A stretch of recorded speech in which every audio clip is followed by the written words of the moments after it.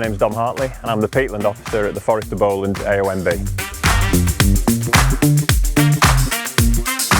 My role basically encompasses peatland restoration work across Lancashire, mainly in the Forest of Bowland, and then monitor those ongoing works to make sure that they're holding, they're resilient and delivering what they were meant to.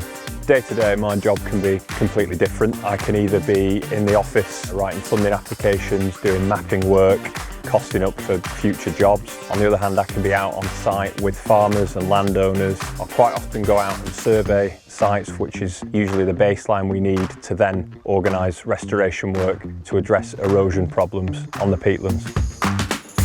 One of the main things I do when I'm out on site is check that the objectives of previous restoration work are being fulfilled. So for example, we'll install timber dams across gullies that water and peat drain out of to block those, slow the flow of water.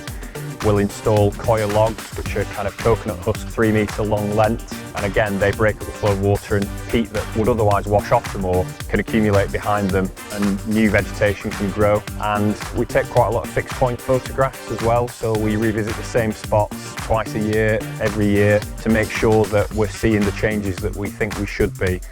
This job was a job that I actually came to a bit later than straight out of school and college. I actually started a completely different career. I did a music degree and then worked as a musician and music teacher for a few years. That was keeping me busy evenings and weekends, and I found myself with a lot of spare time in the days. So I started volunteering, and that gave me a love for being outdoors and got me to thinking that I wanted to do something different, more to do with environmental conservation. And so I went to Bangor University, studied a 1-year Masters in Conservation and Land Management, and then got a job as the graduate trainee at the Pendle Hill Landscape Partnership. If you're doing one thing but you know your heart's telling you that you might want to change and do another, I'd definitely say just change and do it.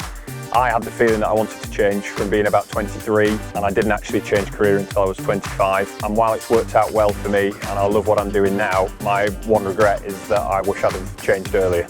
I'm really proud to do this job because I was born in Blackburn, not too far from where we are today, and where we are today is Pendle Hill, which is where I work quite often, and it's really a matter of pride for me that my friends and family all come from this area and have enjoyed these outdoor spaces, and the work that I do can go some way, even if it's just a small way, to helping to protect and conserve them.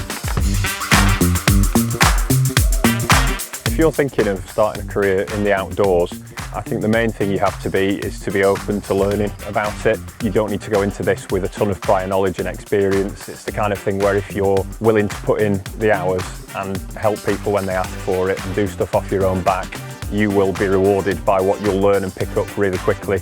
In terms of qualifications, you can study biology, environmental sciences, that kind of thing.